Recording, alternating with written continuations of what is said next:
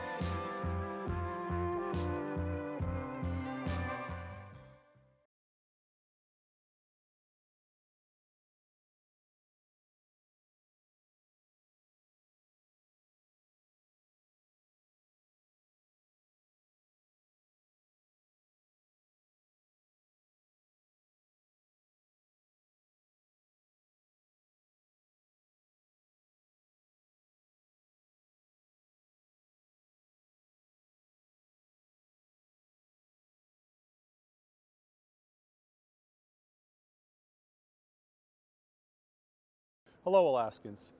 It gives me great joy to see Alaskans coming together to better our state. As investors, you allow our state's entrepreneurs to contribute to Alaska's economy through their innovations. The services and goods you help develop make their way to regional, even global markets, driving up earnings right here in Alaska. In doing so, you improve standards of living, generate wealth, and create new jobs. As we begin our journey toward recovery following the worst economic downturn of our lifetime, it's Alaskans like yourselves, not government, who will lead us into the future. I'm especially grateful to all of the experienced investors who have committed to mentoring a new generation of entrepreneurs. It's often said that capitalism is built upon self-interest, each promoting the public interest by doing what they do best, and that's true.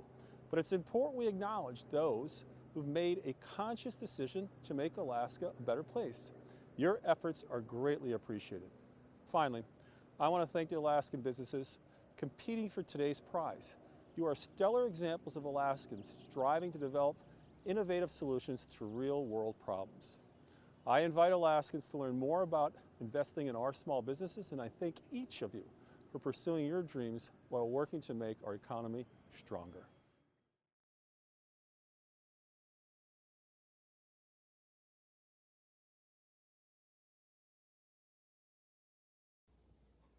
My name is Patrice Walsh, and I am the Director for the Division of Banking and Securities. The Alaska Crowdfunding Act was signed into law in 2016 to allow early-stage Alaska businesses to offer and sell securities. The law allows for interstate offerings to facilitate capital formation. The issuer of those securities must be an Alaska business. The investors must be Alaska residents. A total of $1 million can be raised with a limit of $10,000 per purchaser. Only licensed salespersons may receive a commission, and the securities are illiquid. The issuer must let investors know that these are risky investments. A bad actor disqualifier applies, meaning you cannot use this exemption if you have committed fraud. The Division of Banking and Securities requires a filing to use this exemption, and the application, along with frequently asked questions, can be found on the Division's website.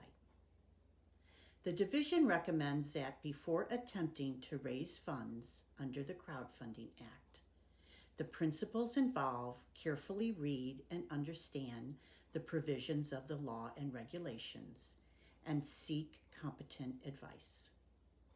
While the division cannot give legal advice, we are happy to meet with prospective entrepreneurs to provide assistance in their efforts to raise funds using the Crowdfunding Act. Right now, the easiest way to get your questions answered is to email securities@alaska.gov or call 907-269-8140. Thank you.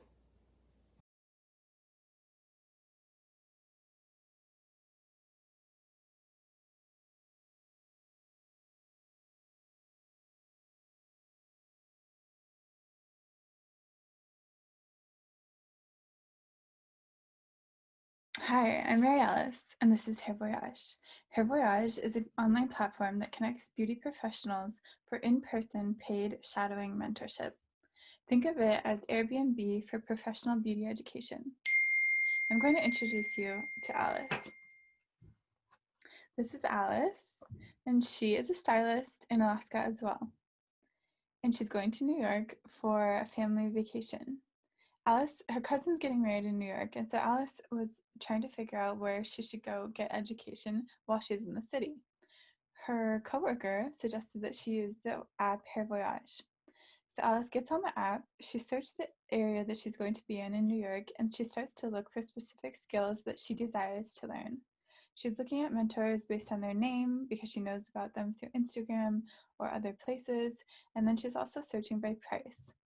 So Alice ends up booking 6 HairVoyages during her trip, and she has an incredible experience where she has basically a learning marathon.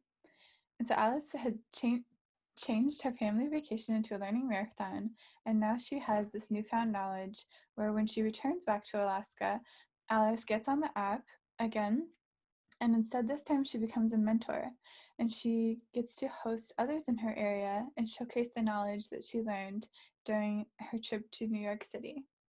So this is what a HairVoyage situation could look like. That's one of many stories.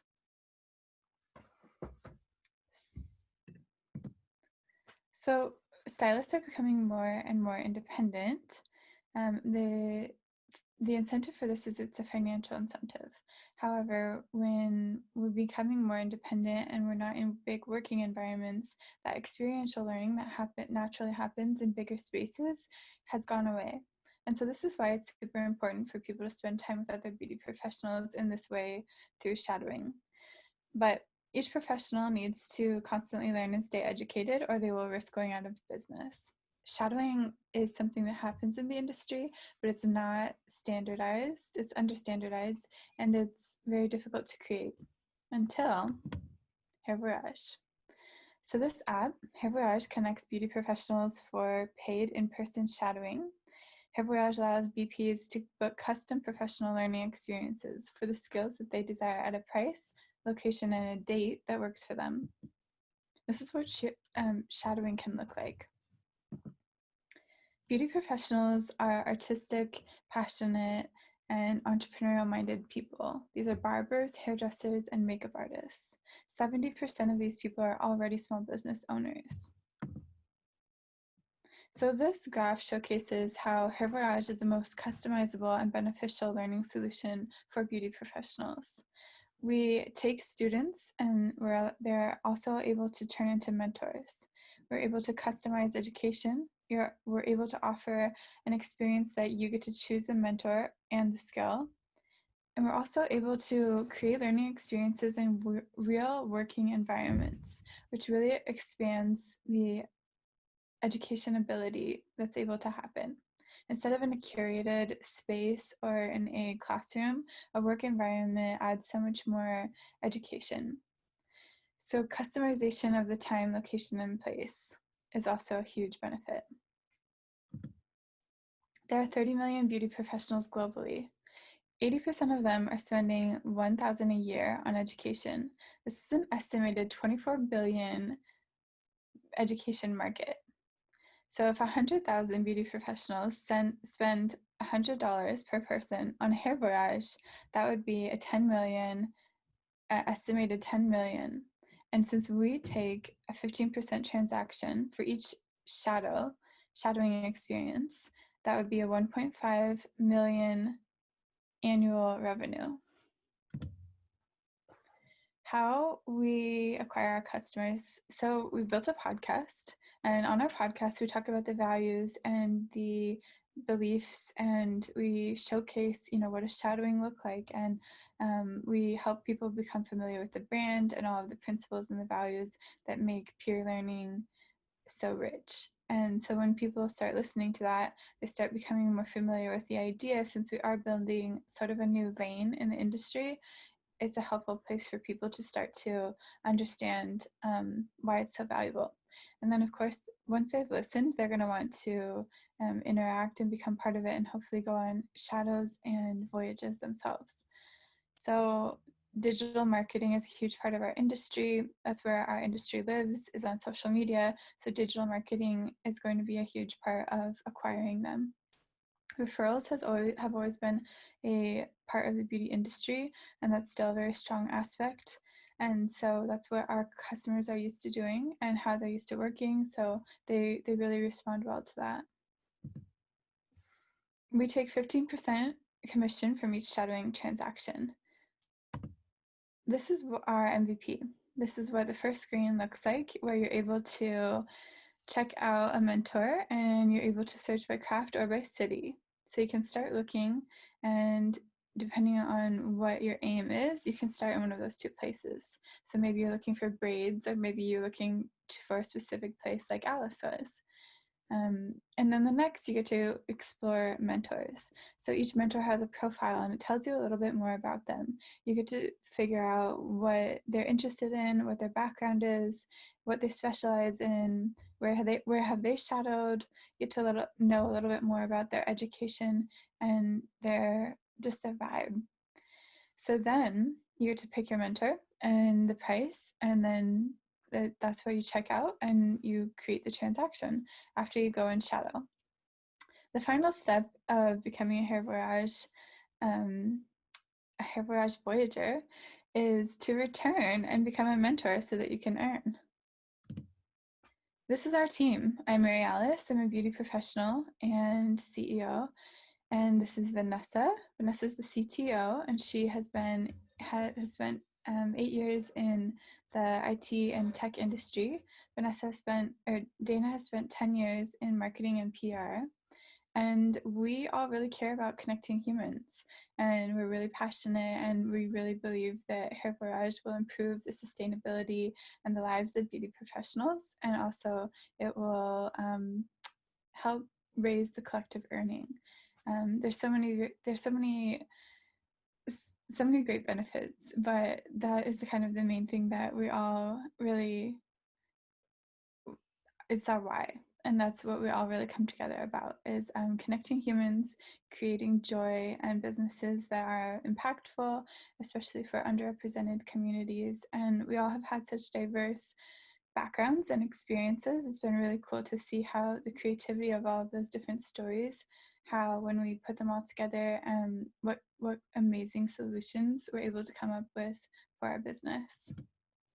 We're raising $180,000. Marketing and sales is massive and massively important to our trajectory, and so is the development.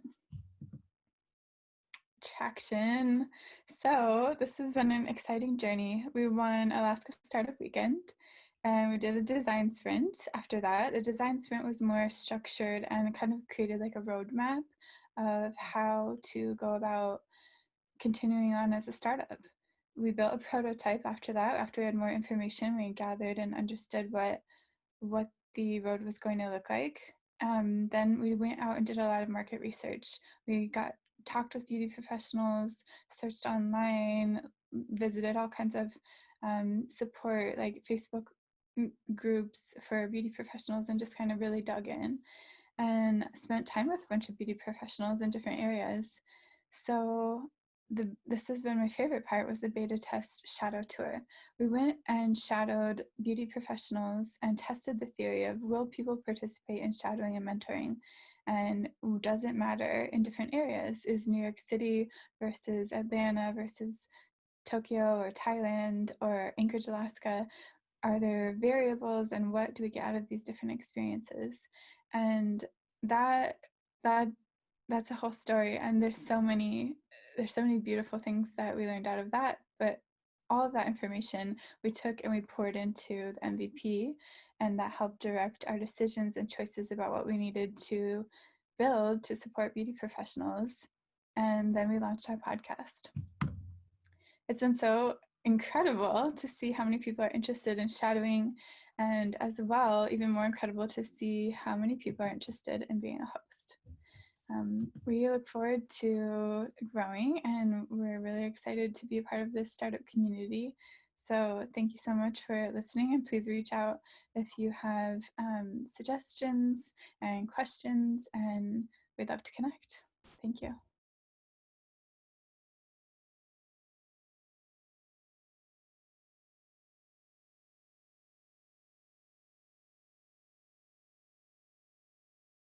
Hi, I'm Claire, and I led the diligence process for HairVoyage. There were many things that we liked about this company, but here's just a couple highlights for what we found in our process. First, the team is really strong. There's a couple technology and customer experts that you heard from who really understand this problem and have several years of iterating on solutions. Secondly, there are network effects present here that are really appealing to investors as a software platform for growing a marketplace. This is a scalable two-sided business that enables exponential growth while naturally decreasing the costs. And finally, this is an underserved market. As Mary Alice described, the existing beauty professional education market is undersupplied, expensive, and ultimately unsatisfying to these customers. And in this process, we also identify key risks and learn what the company is doing to mitigate those risks. So the first one we dug into was this recurring customer question. How do we validate this recurring customer and the fact that they'll come back in subsequent shadows as described in the sample interaction in the pitch? This is one of the things that the company is seeking to validate in the next phase. And furthermore, understanding why customers return, which customers return, and what their price sensitivity is really important to that. The second thing to identify is, as everyone is working through, what is the plan given COVID? And the company has already pivoted to create a new product that's a digital platform for connecting their customers to expand that brand, and further expanding this with the podcast content to connect with those customers and enable that growth. And finally, balancing the marketplace is a crucial function for any marketplace business. Learning to balance the supply and demand so that they can meet one another is crucial in the next phase of proving out this business and understanding how to acquire those customers. Thank you, Claire. And thank you, Mary Alice, for your pitch. Our second pitch of the night comes from Fairbanks, from Barati at Barati Medical. Barati Medical Technology led them to win a National Institute of Health Small Business Innovation Research Award, one of just a few ever awarded to someone from Alaska. Alaska is proud to be home of this cutting-edge medical technology. I'm happy to introduce Barati. Hi, my name is Barati. I am the founder CEO of Barati Medical, a biotech startup company in Fairbanks, Alaska. We are building a device that enables researchers to better monitor stroke treatment in lab animals. Stroke is a leading cause of death and disability worldwide, and its associated cost will triple by 2030. In the United States, someone suffers from a stroke every 40 seconds, and someone dies of a stroke every 4 minutes. Despite medical advances, there is little that can be done to stroke-related brain damage. Over the past 2 decades, more than 300 drug candidates have failed in clinical trials. raising public concerns regarding the quality of animal studies. Current best practice for stroke animal research is MRI imaging before and after giving a treatment. But MRI requires bulky, room-sized million-dollar equipment with full-time trained technicians. Most research institutes cannot afford it. And most importantly, MRI must be done in anesthetized animals, which negatively influences outcome. The other option is brain tissue histology after euthanizing the animal. But this approach doesn't allow monitoring disease progression and treatment effect over time. We offer a solution based on near-infrared spectroscopy technique. I shall call it NIRS for the rest of this presentation. In NIRS, a light emitter illuminates the brain through skin and skull, and a sensitive receiver detects light at another point. The detected light contains important information about the brain function and disease. There are several commercially available NIRS devices for human applications, including brain-computer interface, brain oxygen monitoring in ICUs and operating rooms, and also in sports medicine for monitoring muscle function.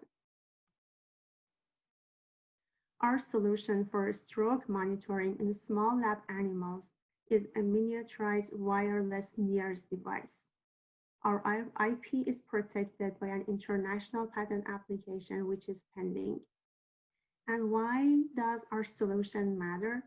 Because it accelerates drug development for stroke and other neurological disorders by enabling high throughput imaging in alive animals at a lower cost and time. We have a working prototype that is being tested in rats and also in hibernating Arctic ground squirrels. We have also developed a software for data acquisition and signal processing. According to a recent market analysis, stroke diagnostic device market is worth more than $2 billion. We have identified 150 neuroscience labs inside the National Institutes of Health that are immediately addressable.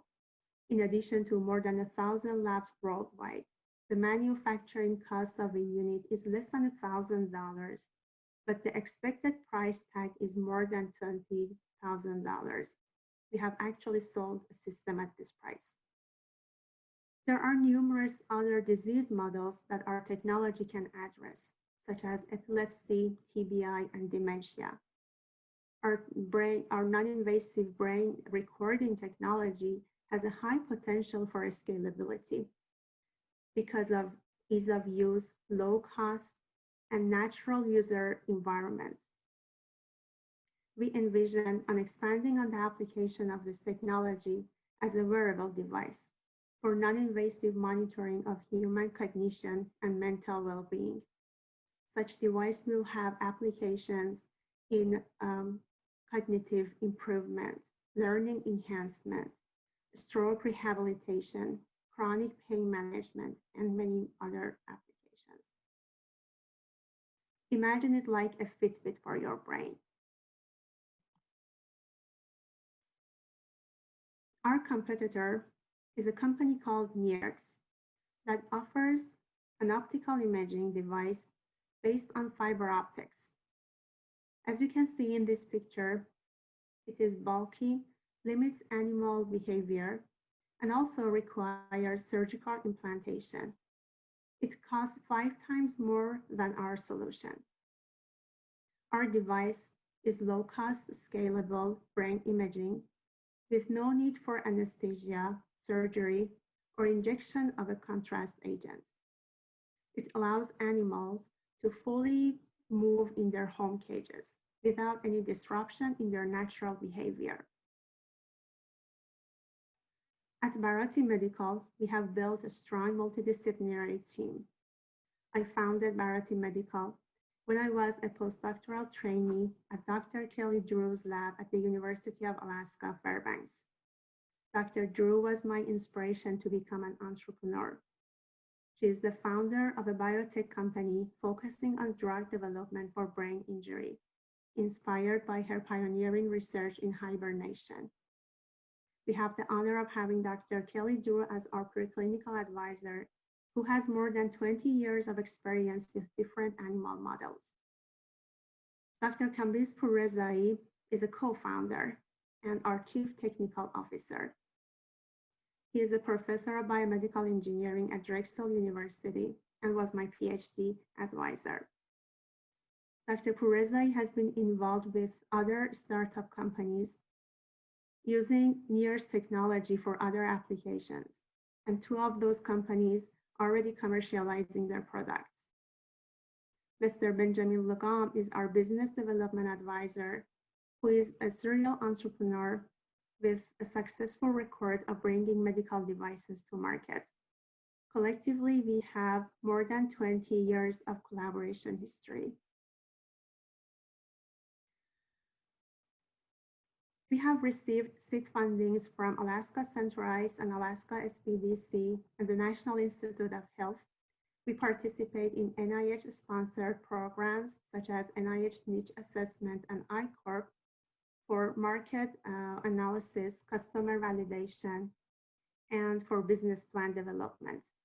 We have also formed strategic partnership and relationships with key market players such as Data Science International, Harvard Apparatus, and BioPack. These are world leaders in physiological monitoring. And BioPack, for example, is commercializing a NIRS device, which was a product of Drexel University. Our initial prototyping and feasibility studies were funded by seed grants from Alaska Trends and Alaska Centralized. And most recently, we received a phase 1 small business innovation research grant from the NIH for refining our prototype and performing stroke experiments. SBIR grants are federal funding and they are non-dilutive funding. The angel investment will be used to bridge the gap between phase 1 and phase 2 SBIR funding, and also to fund engineering efforts for a new device that we have discovered for a new market, which is veterinary applications. Our next development plan involves securing $1.5 million through NIH SBIR phase 2, which will fund engineering and lab trials for a device for mice. Mice are the most widely used animal species for different disease models. We will partner with Data Science International and Harvard Apparatus for our phase 2 SBIR with the intent to license the technology to these companies by 2024. And why invest in Barati Medical? Because a recent study shows venture investing in healthcare yields the highest internal rate of return among all sectors, even more than IT and media platforms. And also, we are working on a significant problem, which is stroke treatment. Our solution matters because it significantly reduces drug development cost and time. Please consider supporting an early stage health tech business with a significant potential for growth. We are backed by non-dilutive federal funding. And please join us in establishing a strong life sciences economic cluster in Alaska based on our world-class research that is being done at the University of Alaska every day. Thank you very much for your attention, and please reach out to us with any questions you might have.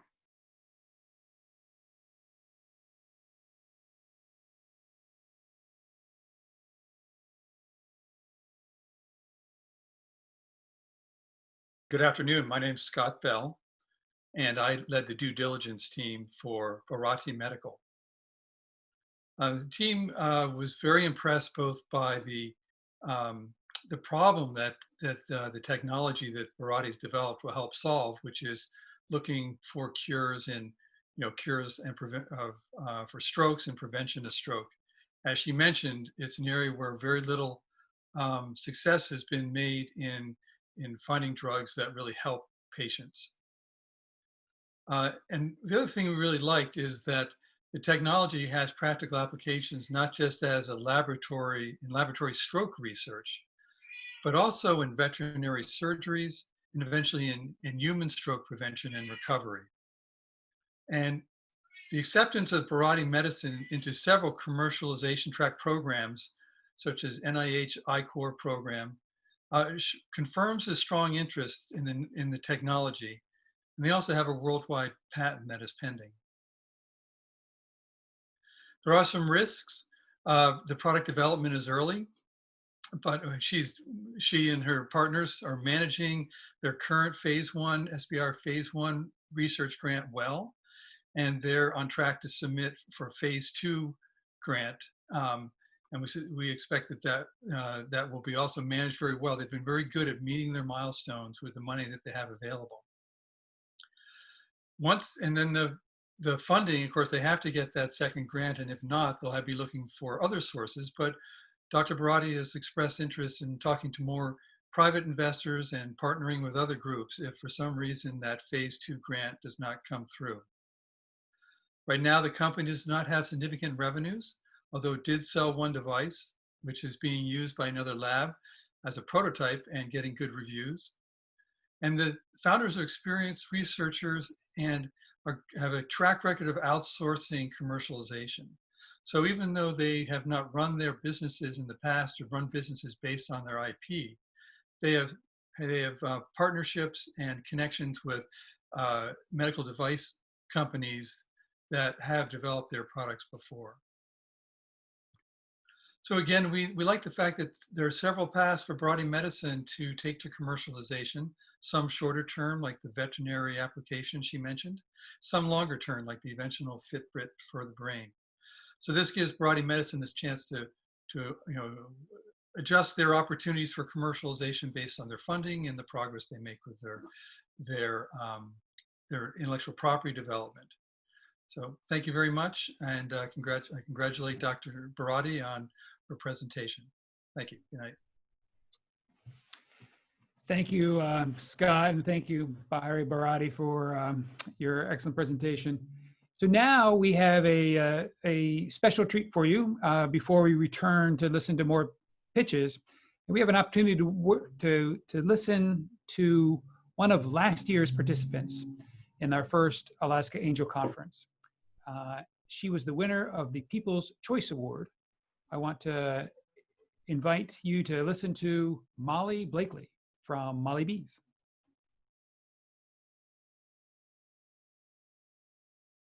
Hi everybody, it's me, Molly B from Molly B's Cookies. I hope that you're having a really fun time at the Angel Conference, and I know that when I did it, I learned so much, and I just shout out to all of the investors that I know that you take time out to really figure out what these people are doing with their businesses, and shout out to the entrepreneurs, because I know personally that you're doing a whole bunch of stuff behind the scenes that nobody sees. I remember that when I was there, I was like baking 8 hours a day and then driving 8 hours a day and then coming home, and I didn't even have time to shower, and I had like all this due diligence to do. And there's just a lot of stuff that you don't realize that's going on behind the scenes of these entrepreneurs trying to seem like they're all cool and everything's fine, but things sometimes are not fine. So just thank you for everything I learned. I definitely can say I made some amazing connections and a lot of amazing things. I got cookies and mouths, which is what I needed to do. I just wanted to get people to know my product, and this definitely helped me launch that. I've met a lot of people along the way, and it's been amazing. Since I was there, a lot of stuff has happened. I actually got with Cisco, a national distributor, to distribute my cookies, which is super cool. And then I was named top 150 startups by Forbes magazine in October for 2019. So that was really cool. We signed a Food Network star, Chef Duffy. He actually, his show starts tonight. It's called Opening Night, and he's on my team now, which is really amazing. There's been so many awesome things that have happened. We are just getting ready to launch. Starting in June, you'll start to see Molly B's cookies in all the Fred Meyers, the Three Bears of Alaska, the Safeways of Alaska. We're just really getting ready to launch. And I'm also with a broker. So I have a broker in the lower 48 that is going to be launching me in several stores in 5 different states. It'll be Washington, Idaho, Nevada, and obviously Alaska. And then what was the other one? Washington, Oregon. So it's very exciting. There's a lot going on. I've learned so much. So I'm just saying, even if they don't vote for you, I was the crowd favorite, but that didn't really do a whole lot for my pocketbook. So just hang in there, everybody. Make sure that you take what you can from this opportunity and this experience, and tell your friends and tell your friends' friends and your friends' friends that you know, all about what you're doing. Especially right now with this COVID thing going on, it's weird. So you have to like reinvent yourself in a way. I literally got on the Anchorage to Go thing and started delivering cookies to people's houses because I'm a psychopath like that. Like, I don't ever stop working. So you got to just be innovative and recorrect yourself and figure out new ways to do things. So anyhow, I really hope that you guys are having a fun time there, and I can't wait to see who wins. Congratulations. You're all a winner. Go to mollybz, mollybz.com to see what I'm up to these days. And also, if you're interested in investing, we are getting ready to be on an actual TV show. I'm on contract. I can't say which one, but you guys are going to probably be excited for me. I know I am. Okay, talk to you soon. Bye-bye.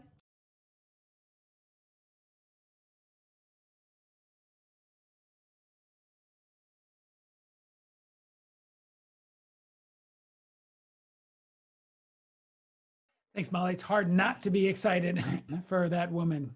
That's amazing and great fun to hear from her. And tonight we will also will pick. You will pick as attendees, get to vote on who you believe is the your best choice for an investment, and they will win a ticket anywhere Alaska Airlines flies. Thank you to our friends and supporters at Alaska Airlines. That opportunity to vote on the People's Choice Award will come after our last pitch. So next, I would like to introduce Laura Oden of Pandere from Anchorage. And for most of her life, Oden has experienced a condition that causes swelling in her legs and feet, which made finding shoes difficult. But this also served as the inspiration for Pandere.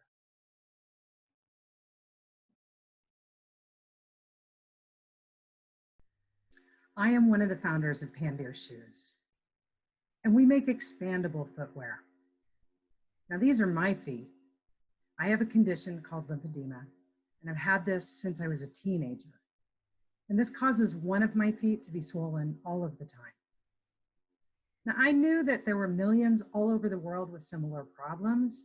And like everybody else with this problem, I would buy shoe after shoe in a never-ending search for something that would fit. The problem is that feet come in many shapes, and they change not only throughout the day, but throughout our whole lives. And off-the-rack shoes, they just don't accommodate enough unique foot shapes. So our big idea was make shoes expandable. Now, other companies have tried to address this problem by making many shoe widths and many inserts to take up additional space inside the shoe. And they just don't solve the problem very well. Plus, who wants to wear shoes that look like this, right? So our solution was one shoe fits many shapes, and to have a medical quality without a medical look. Now, we have a utility patent pending in both the US and worldwide. And the patent is for the heel, the toe box, and the midfoot expansion. And our legal counsel is one of the premier intellectual property law firms that specializes in footwear IP.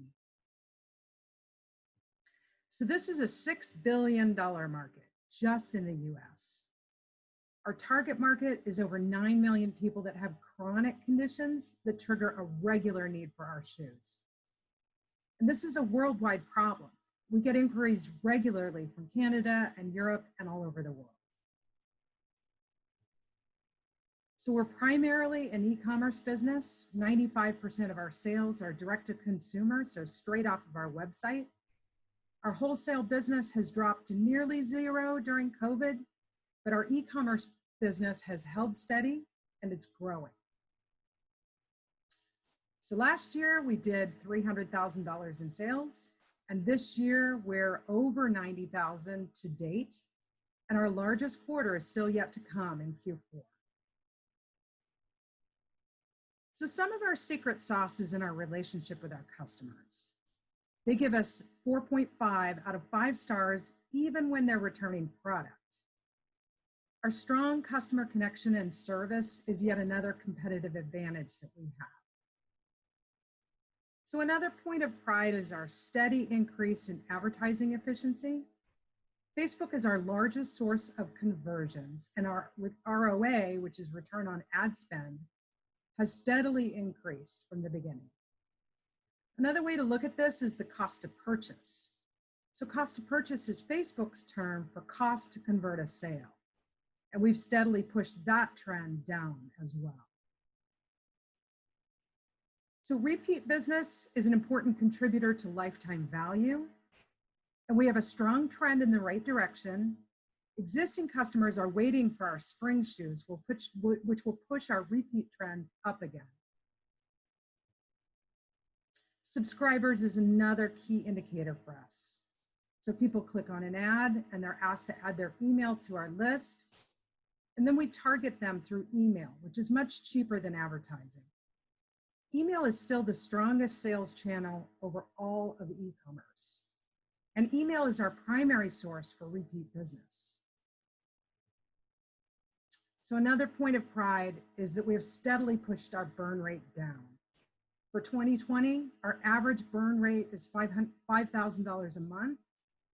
Our burn rate is trending in an excellent direction, as you can see. So we are an incredible founding team. I have 25 years of leadership and business ownership, plus I bring 40 years of product research to the table because I have the problem.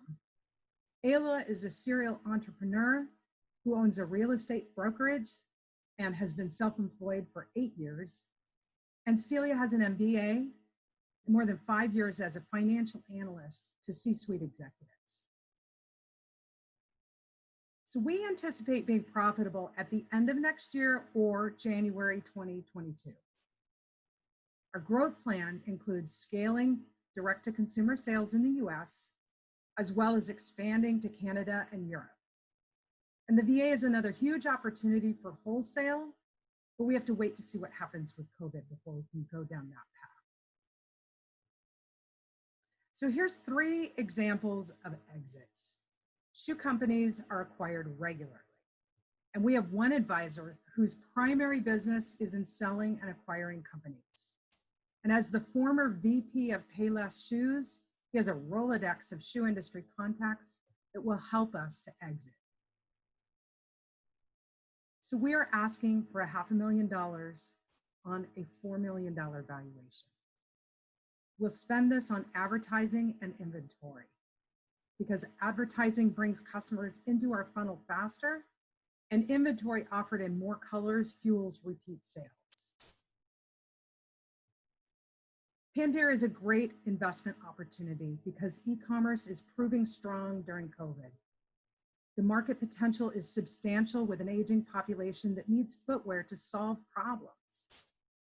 We are uniquely positioned to capture a largely untapped market.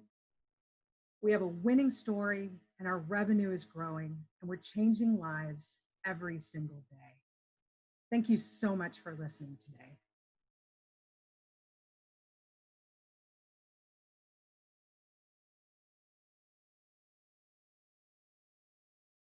Thank you. Hi, just wanted to make sure I was on. I don't see my picture. I'm Steve Strickler. I'm one of the co-leads for the Pandere due diligence team. And these are some of the things that we like. We really like their product, we like their team, and we like their sales. Now, Pandere has a unique, expandable, stylish footwear that can accommodate unique and sometimes asymmetric feet.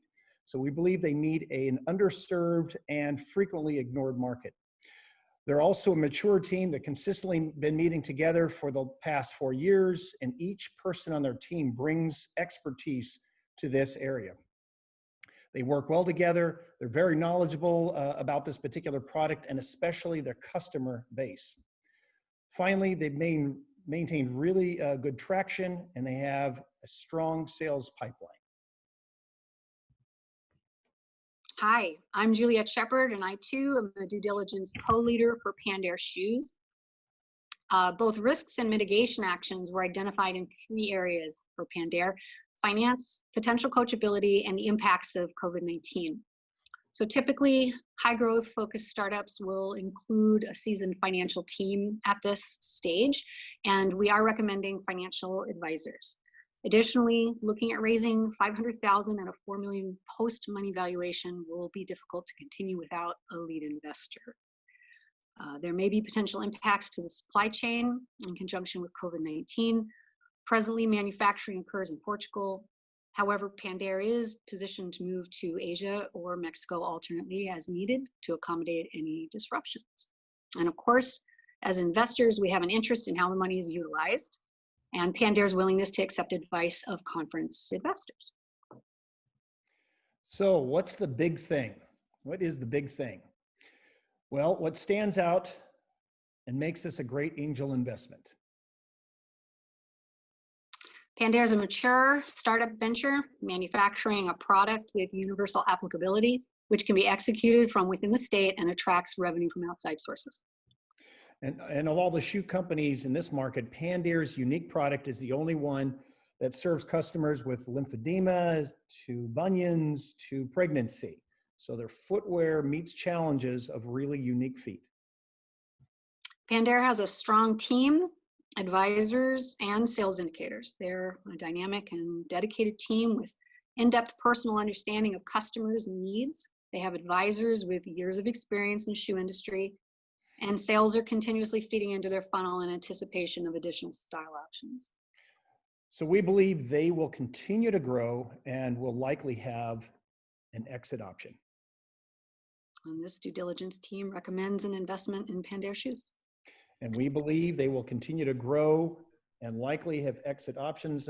Thank you again for today, and we have enjoyed learning more about Pandere Shoes and working with their team.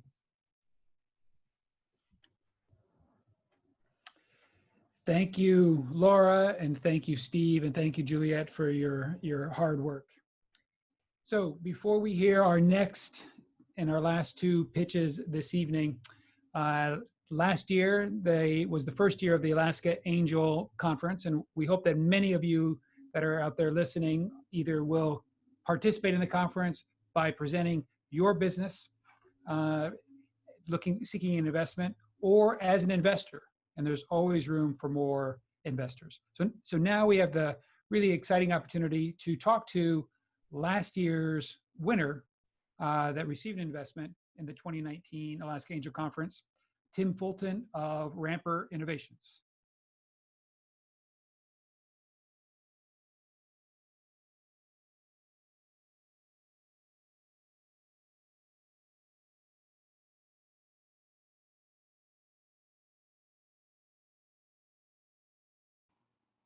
Hi, I'm Tim Fulton, CEO and founder of Ramper Innovations. Ramper Innovations is the company that was selected from last year's Alaska Angel Conference for investment. Ramper Innovations is helping airlines reduce costs and injuries associated with loading and unloading of their aircraft. Aaron asked me to put together this quick video to talk about my takeaways from last year's experience and give you a quick update as to where Ramper Innovations is today. First, it was reassuring and heartfelt to know that so many other people believed in what Ramper Innovations was doing. It was also learning that investing is more than just writing a check. Investors become part of the company.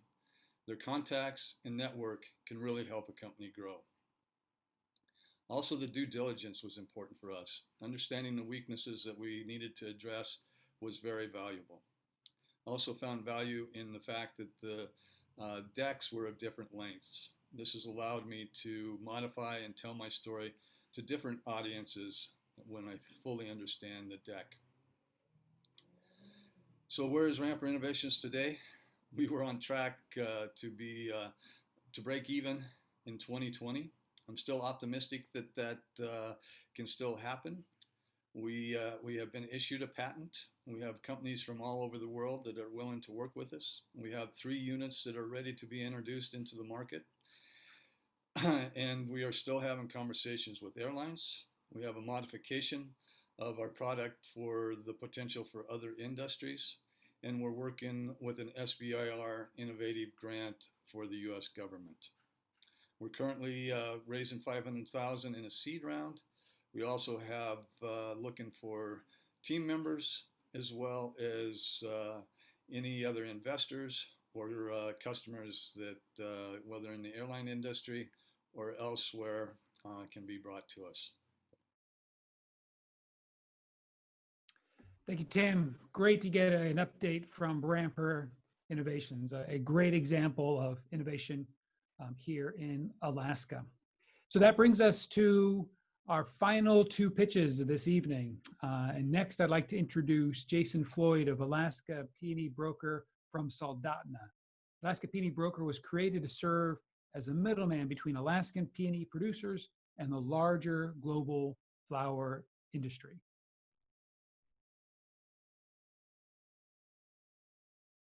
Hi, I'm Jason Floyd, founder and CEO of Alaska Peony Broker. I created Alaska Peony Broker in 2017 to provide systems and solutions for marketing and selling high-value floral products in a variety of wholesale environments. A couple years ago, I was asked to volunteer in organizing a scholarship fundraiser for our local Rotary Club. My task was simple: to source a vendor who could provide 750 dozen roses for floral gifting sales, and to make the purchase and organize distribution.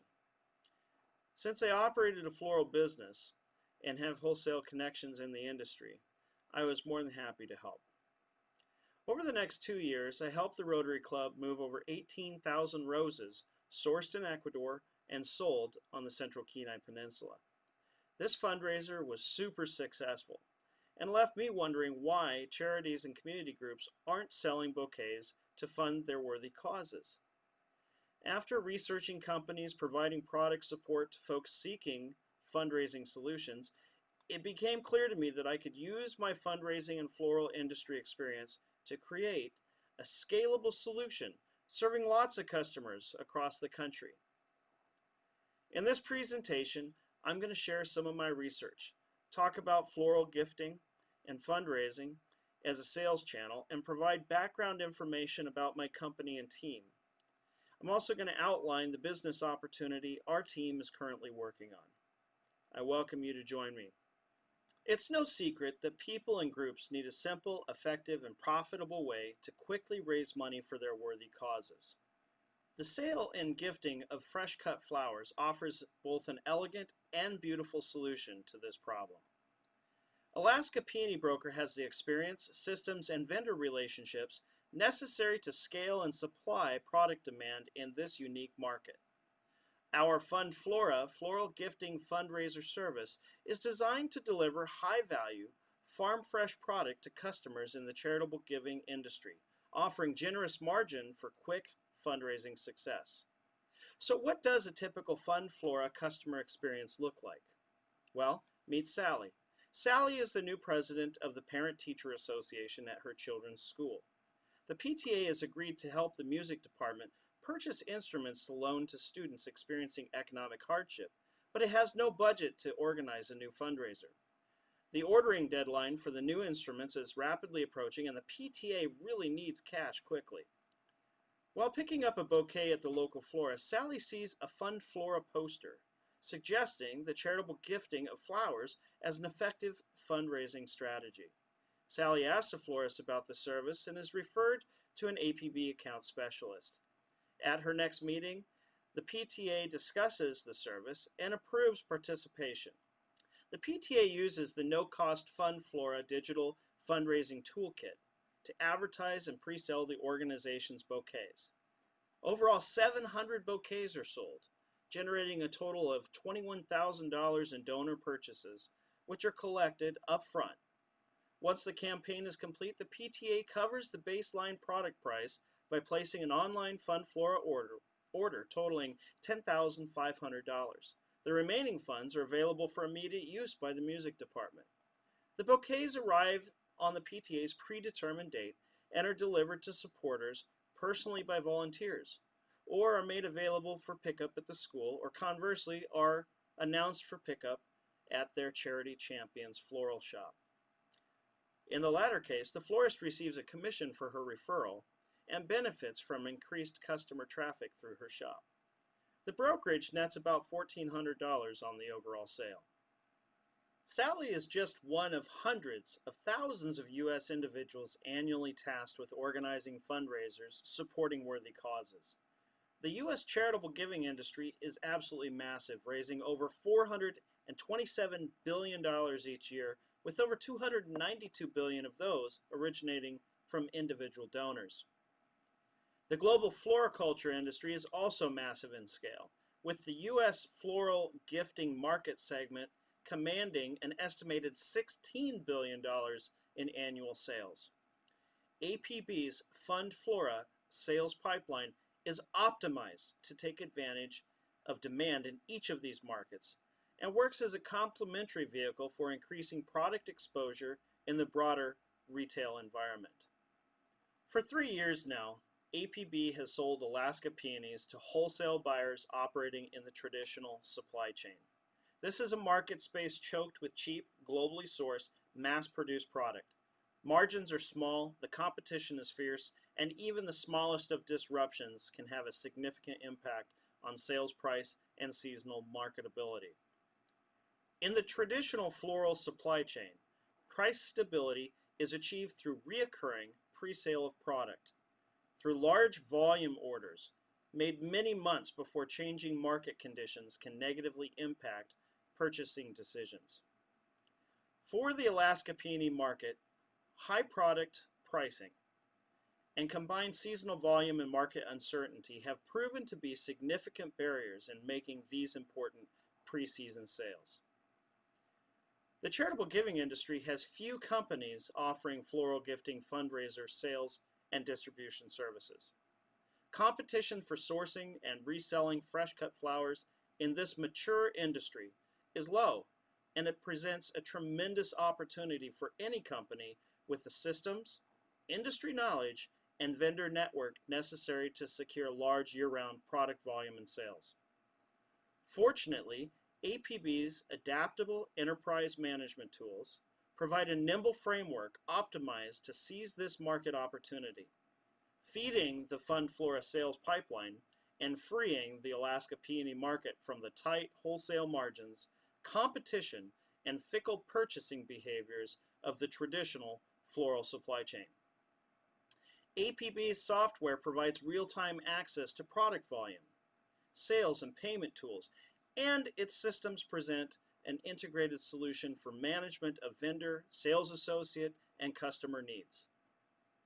No other supply-side company is prepared or has proposed to sell Alaska peonies in this way. Let me say that again. No other supply-side company is prepared or has proposed to sell Alaska peonies in this way. The opportunity is tremendous. APB's business model generates customer and vendor value with very little overhead. APB is an online wholesaler and a business-to-business marketing, sales, and support agency. It does not physically receive, hold, or ship product, and manages most of its administrative functions through proprietary and third-party software solutions and contracts. APB provides vendors and buyers no-cost access to use of its online platform and secures profits through its markup on product sales. APB's ability to scale relies on a lean, multifaceted sales force development strategy. APB is working to hire a small in-house team of paid account specialists. The brokerage also seeks to develop a network of regionally distributed, commission-based independent sales consultants. Each of these will be tasked with cold calling, customer recruitment, support, and account management duties.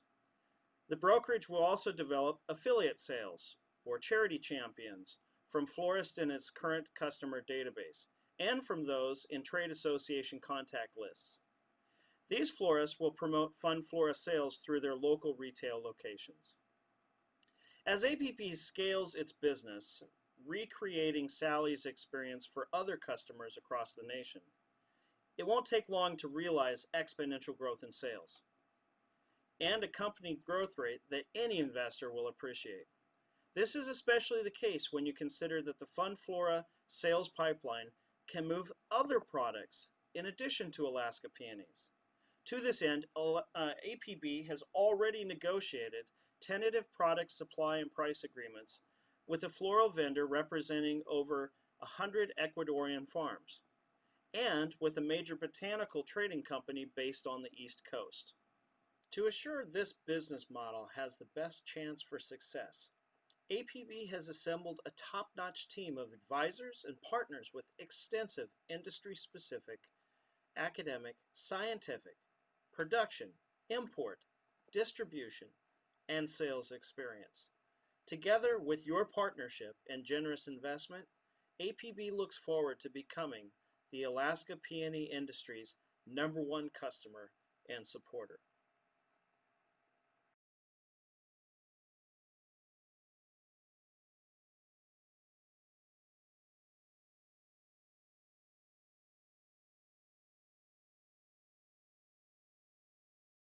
Hello, everybody. My name is Anna Kaiser, and I had the pleasure of working with Jason Floyd to get to know his company, Alaska Peony Brokers, for the due diligence period. The thing that I really like about the company is that it provides a solution for the Alaska peony farms and helping them gain a bigger market share that goes beyond those 3 months of production. We also like that his team, Jason, his wife, and Sven, who is the CTO of the company, are a very cohesive and coachable team. And although the company doesn't have a formal board of advisors, from the beginning, Jason reached out to experts in the field like Cole Claver and Dr. Holloway at the Fairbanks University to help him develop his business model. Jason is also an experienced CEO who owns multiple business in the Kenai Peninsula and in the Anchorage area. The risks that we identified is that the Fun Flora project is a multifaceted business with lots of parts going to it, and it makes it harder to manage and to develop the all the parts. So it will they will have a part with the producers, with the retail shops, and with the fundraising companies. So that is a lot to manage, and their website has an enormous amount of details that goes on the back. Another thing is the difficult logistic and quality control. The peony market in Alaska is very spread out, and making it have the same look and deliver in the same quality is a challenge, especially when they add products coming from all over the world that want come in direct contact to Fun Flora for being shipped all over the United States. Another risk that we identified is the declining economic environment with COVID-19 and the spill out in our economy. We don't know what's going to happen with the floral market, and being that it's a non-essential commodity. The big things that we identified is that an innovative approach and gives a real benefit to the producers here in Alaska and helps the economy in the state. The business model is scalable. The website is a very well-oiled machine. They did a phenomenal work on the coding there and can support a huge amount.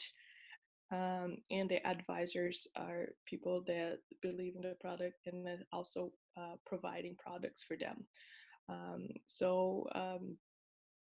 I thank you guys for your time, and I appreciate working with Jason.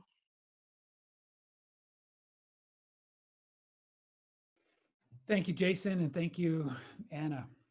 So last but not least, we have Richard Rogers of Tundra Electronics. Tundra Electronics works to solve the problem of cold weather impacting your battery. So I'm pleased to introduce Richard Rogers. Hi, I'm Richard. Welcome to Tundra.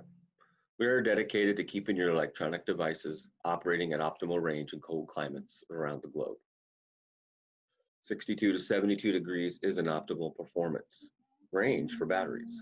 In the cold weather, life shortens as the colder it gets, they end to fail. I have personally experienced this. My phone has frozen, cameras frozen, other devices have frozen here in Alaska, and I'm sure someone that you know, or even yourself, this has happened to before. Tundra protected phone cases we have developed a phone case that is drop tested, optimal range in cold temperatures, next gen app and Bluetooth. It's got a security check-in with the app, and it allows all day use in cold temperatures and easy to access. You can have access to your phone all day. Now the competition, Fuzi, it's hard to access. It is drop tested and waterproof. It's a pouch, you gotta put your phone in it and then put it somewhere in your pocket. Salt cases are not drop tested, they're not waterproof, and they're about wallet size. And then the grommet, again, is a pouch. It's hard to access your phone. It's not drop tested and it is not waterproof. We have multiple applications besides just cell phones. The next generation of phones coming out, as well as FedEx, UPS, the post office, delivery scanners, two-way radios, police stations, Coast Guard, military, GPS, power tools, and something that's been very popular lately is drones. The batteries tend to freeze and the drone is not able to fly. The global market starts about 2.4 billion humans all around the globe. 460 of those people live in Northern Europe, Canada, and the United States. About 260 of those in cold climates. Now here in America, we have 11 million construction workers, 9 million oil and gas, and then 11 million each in registered snowmobilers and mail delivery personnel. Also, we have about 5 million all combined in the airlines, delivery, baggage, extreme sports, NFL, and then the search and rescue. So we can narrow this down and say 1.2 million people is going to be our target over the next 5 years. I am a third generation born and raised Alaskan entrepreneur. Back in 1905, my great-grandparents homesteaded here in Alaska. 1915, Thomas Peterkin Sr. started a dairy farm, a hog farm, and then in 1966, my grandpa, Tom Peterkin, started a grocery distribution company called Peterkin Distributors. Today, Bob and Bonnie Peterkin still run that company. Their sons, my cousins, both have oil company businesses here on the peninsula. One is big in recycling, and the other one is into camp life and equipment rentals. And myself, my mother was born in Peterkin. I'm Richard Rogers, founder of Tundra Electronics.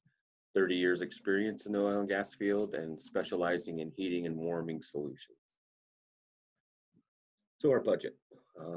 We're looking at, right now I have a pilot in place, test being in place. It's a company here in Alaska, and they have canneries, fisheries, boats, large boats, floating canneries, ice plants all over Alaska around the islands. So their need is not just in the wintertime. We can target them all year around. And we are in negotiations with them to be our test, our pilot test. So we hope by June to have that secured. In July, we'll be starting Kickstarter programs, setting up offices, getting some insurance. Into August, the Kickstarter will launch, have that pilot production, get the website set up, Kickstarter going.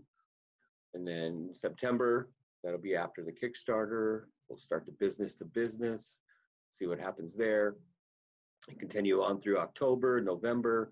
We're hoping by then to have some oil contracts in the oil field. And then even by December this year, we hope to maybe with Delta and Alaska have some airlines. Creating revenue. Now the outlook for 5 years, right now, we're only dealing with cell phones in 2020. We're hitting that market alone, and we believe we could get 40 to 50,000 cases out this year, doing that in 10,000 unit stages.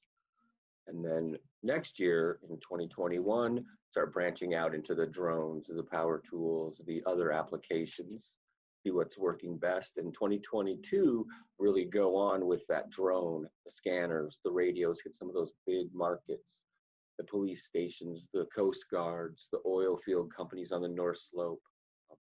Even around the United States, there are jobs in meatpacking plants, ice plants that are in warm states where the people are still working their whole day inside cold climates, and they're using modern technology for inventory.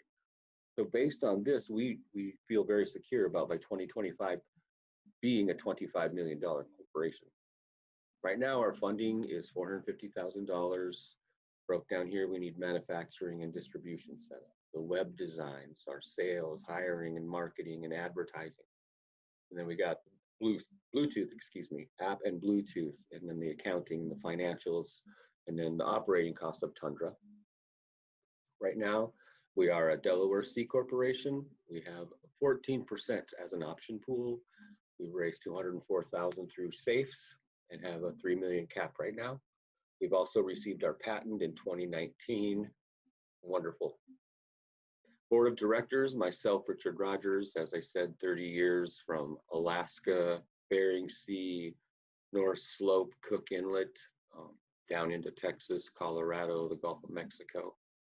Ed Spracker, excuse me, Ed Spracker is a 37-year-old friend. He is a boat captain, a pilot. He is a solution-driven person. Terry Wilson I've known for 30 years. She was a warehouse manager, excellent paperwork, excellent organization skills. Aurora has 13 years writing grants with the local tribe, federal and state levels. The advisors we have, very fortunate to have these two on our team. Chris, he is a designer of apps. He has one with Walgreens, and it's in America, and they've just launched in Europe as well. It's a makeup app. He owns Razor and a consulting company. Matt S., he's also a proven designer. He has a 10-year resume with Facebook. Next Gen Tech is his specialty. Thank you so much for diving into Tundra Electronics with me.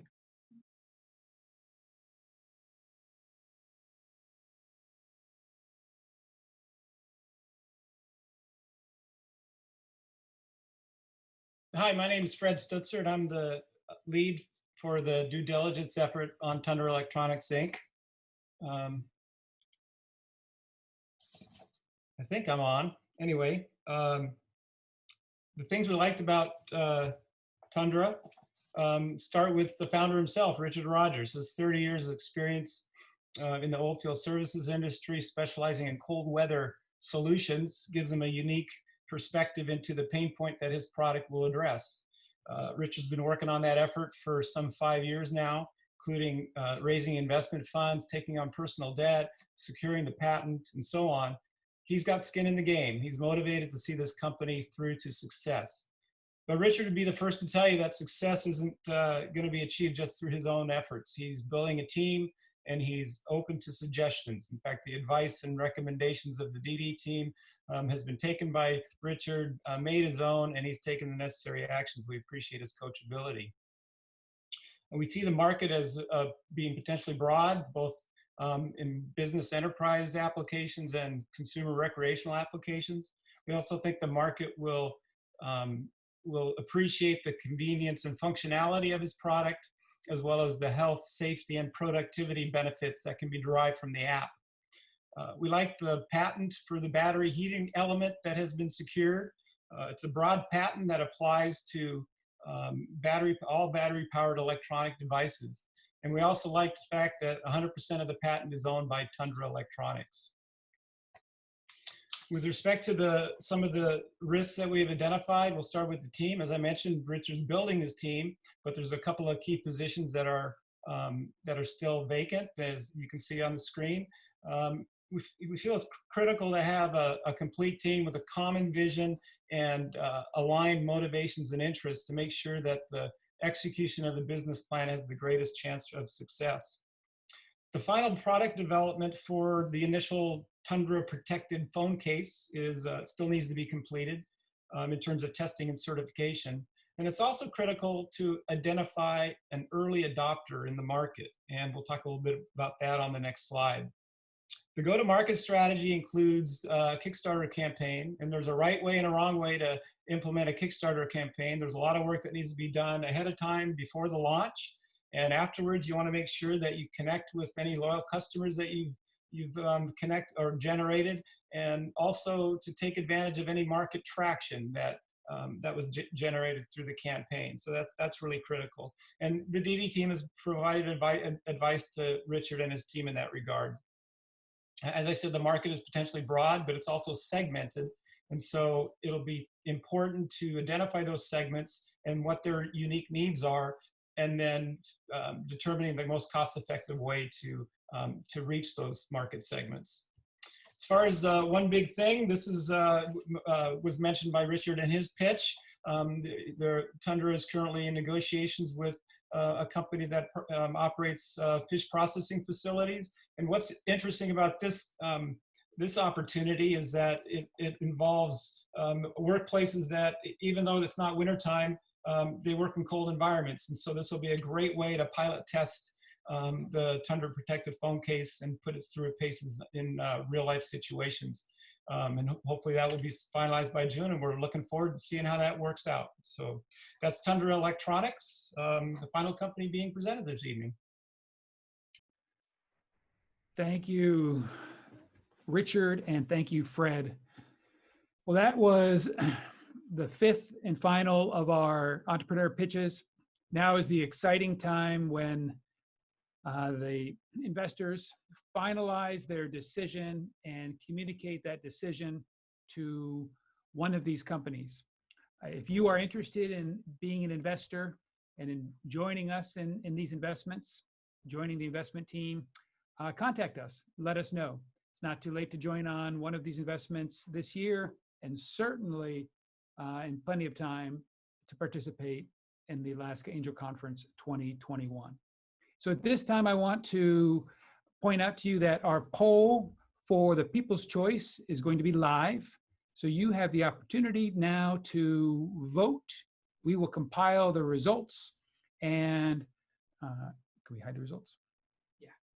Compile the results, and we will get those to you. You can vote anytime between now and the next few minutes. So for the moment, I want to next invite a very special person, Kevin Croy. Kevin is an angel investor himself. He was one of the founders of the Alaska Angel Investor in 2019, the first conference that we had. And he's been with us all along this year. And he's going to spend a few minutes, Kevin, if you can show yourself on the screen. He's going to spend a few minutes with us, talking to us about the structuring of angel investments. I think we just heard at the end of Richard's presentation, he referred to some of the structures of investments that he has taken on already. And that's important. That's part of what we learn when we go through the Alaska Angel Conference. I'm looking for Kevin. Yep. Thank you, Brian. Can you see me? I can see you. You're here. Okay, great. I'm going to go ahead and share my screen because I've got a very short video, or I'm sorry, a couple of slides to walk through this, and hopefully you can see. I'm going to slide that down. So angel investing is a team sport. You know, we all have this idea that, you know, the way you raise money is you go find a wealthy person and they write you a check, and then you go make money and you get rich, and it's amazing. Unfortunately, there's a lot more work involved, and there's a lot of details. And the AAC was set up to help train angel investors to become active angel investors who can eventually lead deals. And so I'm going to talk a little bit about how that works. So bear with me. So essentially we have two types of angel investors, right? We can, and this is a little breakdown of what they do. So all angel investors should be looking for potential investment deals, good opportunities, or great products that they know and love. You have to keep your eyes open. I found some of my personal best investments by asking other people what kind of products they love. And so sourcing deals is a key thing that we should all be doing as angel investors. And we should be active in due diligence. We all bring different points of views, different perspectives, different biases, and the team really benefits from that process. So the next two, determining the deal structure and then negotiating the terms in our AAC process, those are functions that we let the deal lead do. And so this cycle, I worked with each of the due diligence leads to work with the companies to identify what types of deals might work for them, and what types of deals might work for our investment group. And all that gets fed into this process that I'm going to talk about. And so, of course, we all weigh in on whether or not to invest.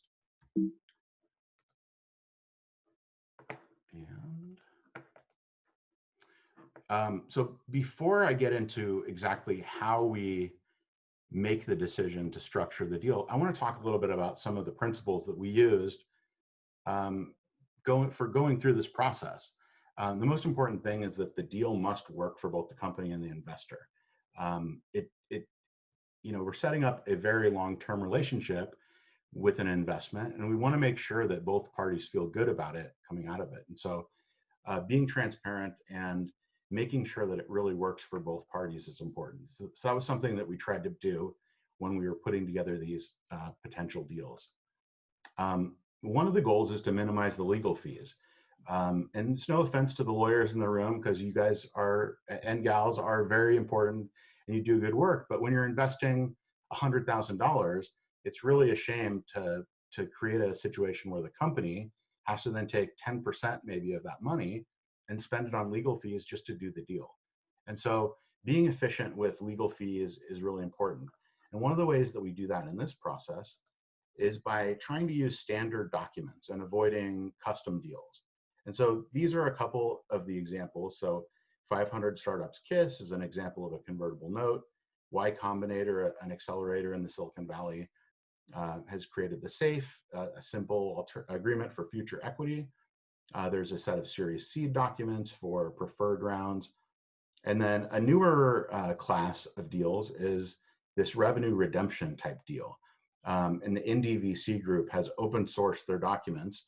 And so each of these represents a different set of documents that both startups and investors can use to make angel investments. And so as much as possible, we tried to look at these instruments to consider different deals. And we want to keep the terms as standard as possible. So every time if you start with a standard document and then you redline 50% of it, you've just undone the complete purpose of choosing a standard document. So the more changes you make, the more legal review is going to have to happen. So when we're looking at these deals, we want to try to keep the terms as standard as possible. And again, for each company, we considered multiple options. We didn't just kind of go down one path. And so I'm going to show you through this process, we created this matrix, and this is not our real matrix. This is just an example of what it sort of looked like.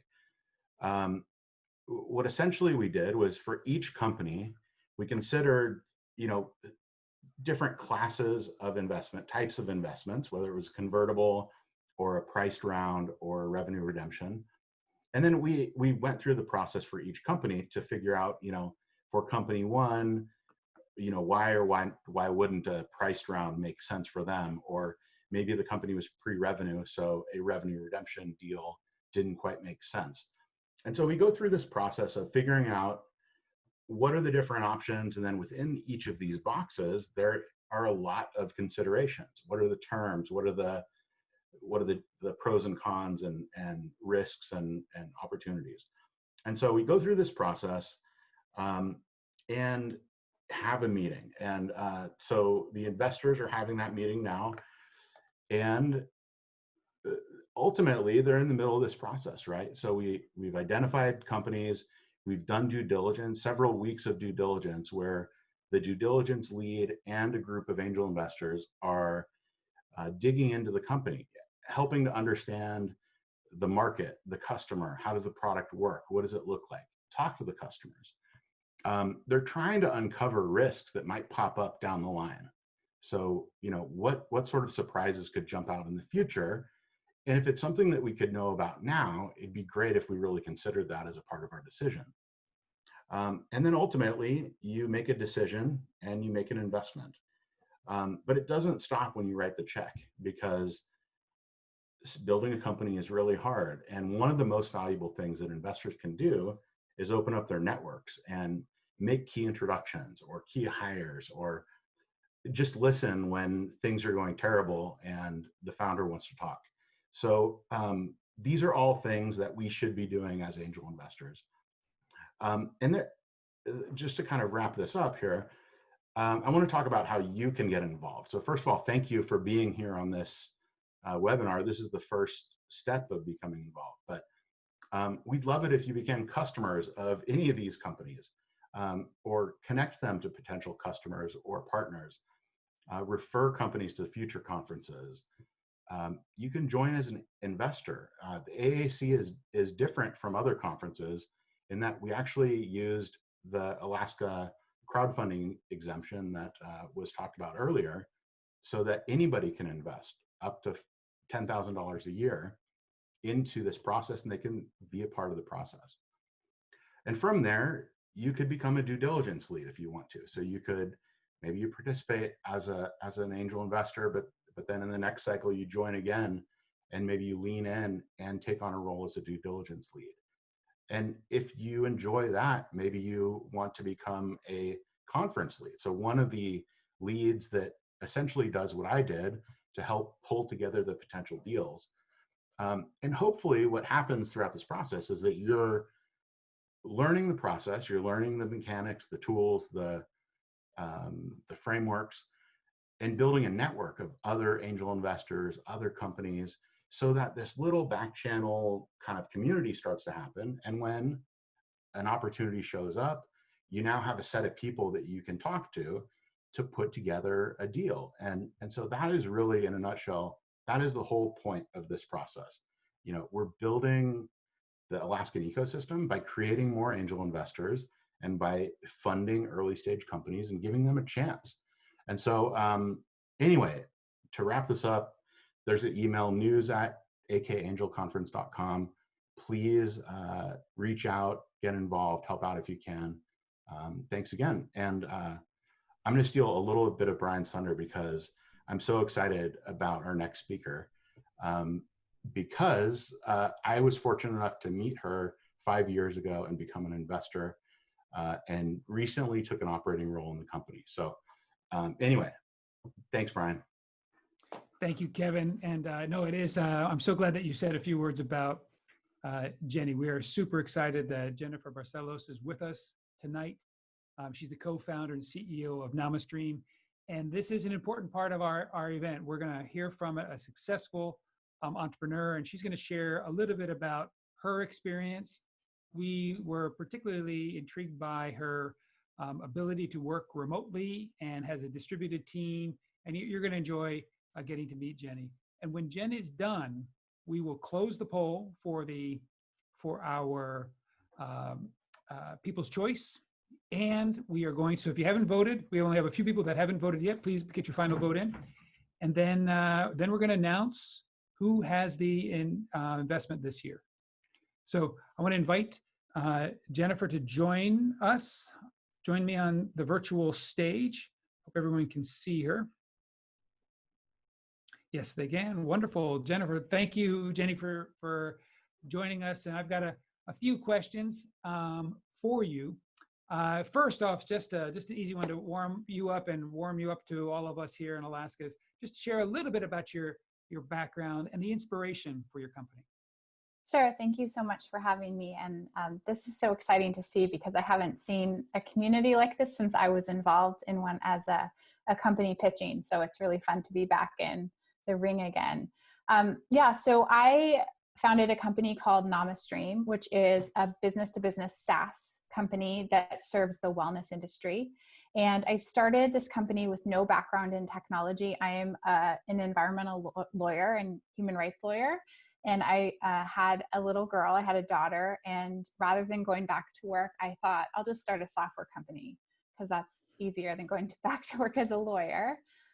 So it was a big endeavor, and I started it just bootstrapped, self-funded on my own. And about a year and a half later, I realized that I had created something that people were paying for. I had figured out how to build a really powerful MVP, and I knew that I needed to bring on some expertise and some money into the company to grow it. Jenny, one of the reasons that we're excited that you're here is the way your company is working. So I'm going to give you a multi-part question, but I know you can handle it. And you've been able to be successful with a distributed workforce. Why did you choose this way of organizing? What are you gaining or losing from this format? And how might this be applicable to us here in Alaska? Yeah, so I decided to create a remote team because I brought on a co-founder who is from Canada.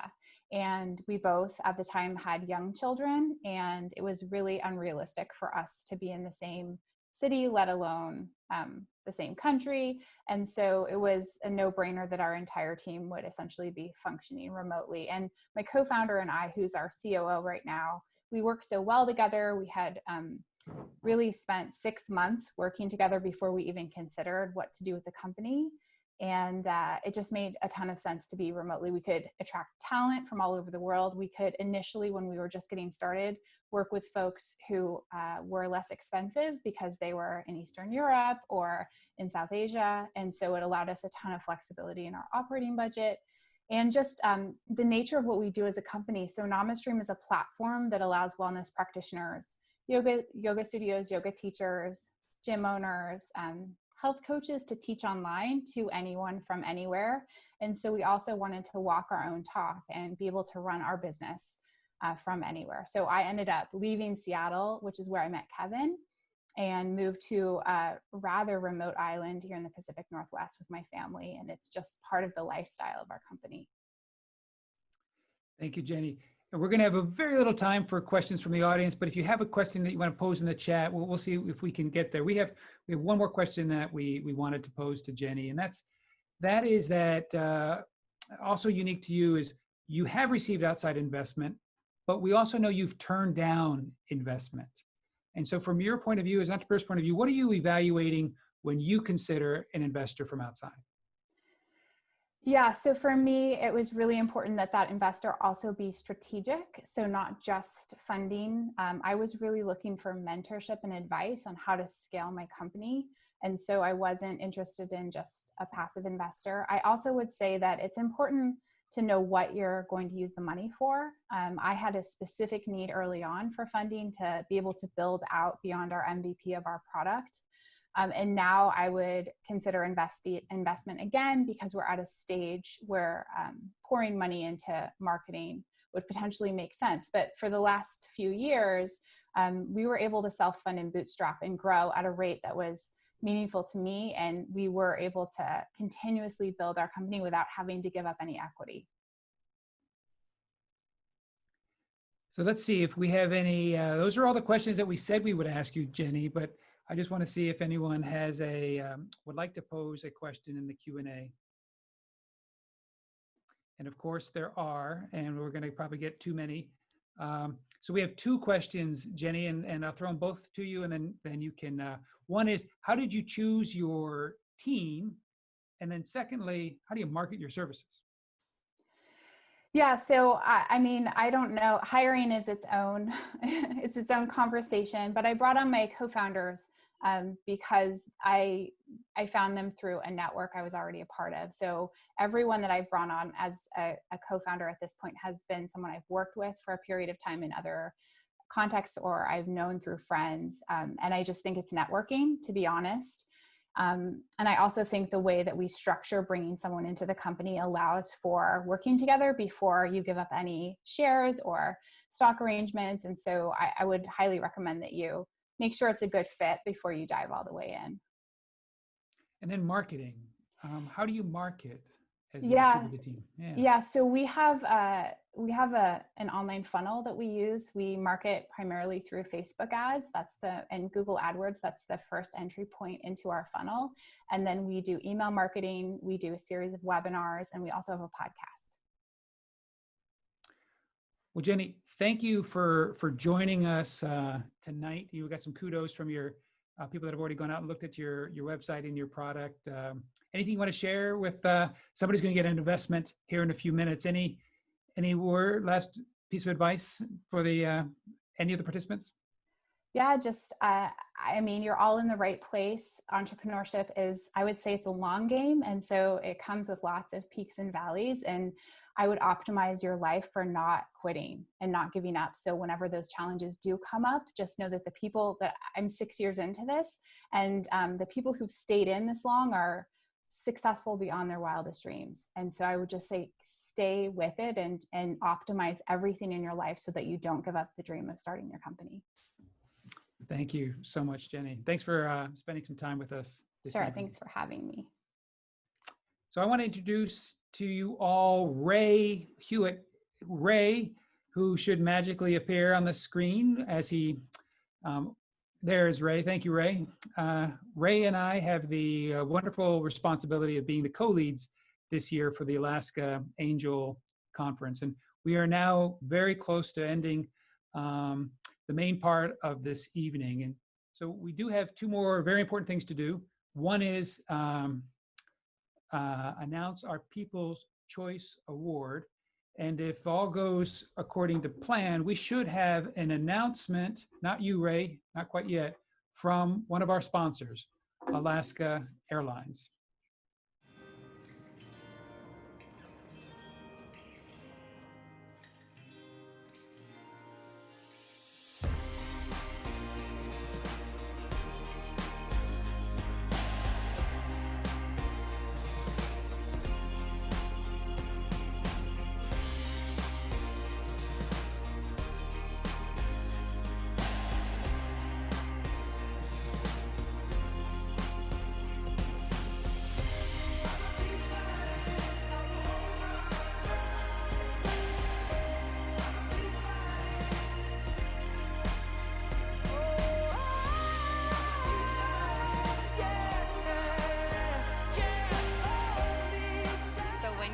Pack your bags and come fly with us.